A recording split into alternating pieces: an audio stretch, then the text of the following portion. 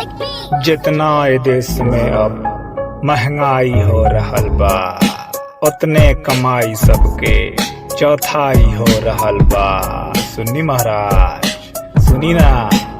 जितना ए देश में अब महंगाई हो रहल बा, उतने कमाई सबके चौथाई हो रहल बा। बरियार के तई हवा हर खून माफ बाटे, बरियार के तई हवा हर खून माफ बाटे। कमजोर आदमी से बरियाई हो रहल बा। करे भाग यहाँ से।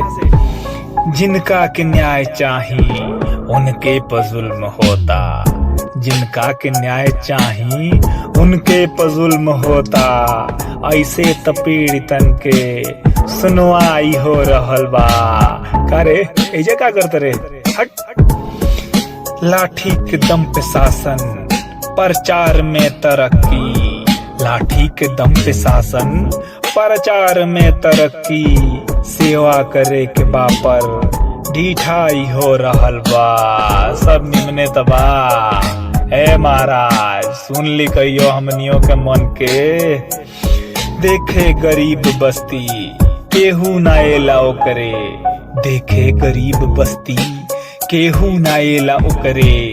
आगे दीवार चुन के रंगाई हो रहल बा।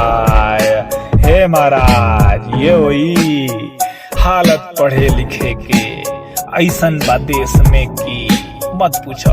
हालत पढ़े लिखे के ऐसन बा देश में की लइका पढ़ाई पढ़ के दंगाई हो रहल बा। जय श्री राम, जय जय श्री राम। खेती कमाई धंधा मेहरारू के सुरक्षा, खेती कमाई धंधा मेहरारू के सुरक्षा। हर काम में यहाँ पर ढिलाई हो रहल बा। हे बाबा सुनिया लइकिया मर गई हो। हाँ, मुस्लिम से आज हिंदू ऐसे कटल की जैसे, मुस्लिम के साथ हिंदू ऐसे कटल की जैसे।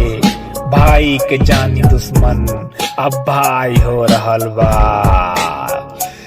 ये होई महाराज, भाई के जानी दुश्मन अब भाई हो रहल बा। जितना ए देश में अब महंगाई हो रहल बा, उतने कमाई सबके चौथाई हो रहल बा।